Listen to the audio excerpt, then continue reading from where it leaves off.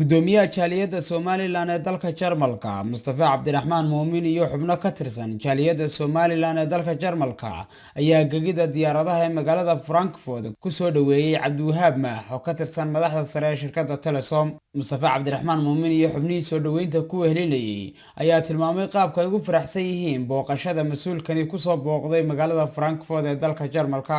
waxaa maanta sharaf noo ah inaanu soo dhaweyno walaalkay Cabdiwahaab Maax Maxamuud oo walaalkay ah marna saaxiibkay ah oo wadankii nooga soo safray ka mas'uuliyad ahaan mar walba waajib ay noogu tahay inaan mas'uuliyiinta iyo dhalinyarada iyo aqoon-yahanka iyo bulshada rayidka ah inaan halkan ku soo dhaweyno waxaan faraysaa mas'uuliyaddan hayna faraysa sharaf bay noo tahay maanta.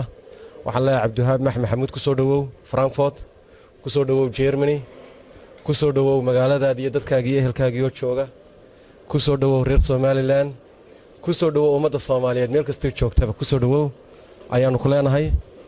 waad nala arki doontaa dhulka iyo deegaanka aanu joogno. waa markii horeysan malaynayaa Germany timaado. kulli Yurubta kale waxyaalo badan baanu kaga duwanahay. waxaan kaga duwanahay inna waad arki doontaa inna waan kuu sheegi doonaa insha Allah taala. aad baan idin salaamaya dhammaantiin. waa soo dhaweynuun.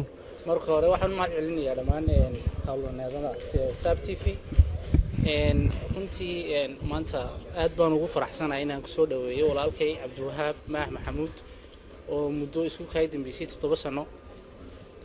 Cabdiwahaab waxaan leeyahay ku soo dhawow waddanka Germany gaar ahaan Frankfurt.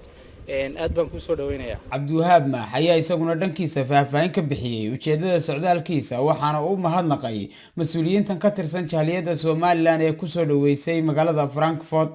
bismillaah alxamdulillaah wasalaatu wasalaamu calaa rasuulillaahi sallallahu alayhi wasallam. kulay aad baan idinku mahadnaqayaa dhammaantiin ugu horeeyo Mustafa Cabdiraxmaan Muumin gudoomiyaha jaaliyadda Somaliland ee Frankfurt ee Germany oo mar saaxiib fog aanu hayn muddo dhowr ilaa 10 sano ka hor aanu saaxiib ahayn waqtina isu ka dambeysay in maanta halkan ku kulanaa farxad gaar ah ay tahay.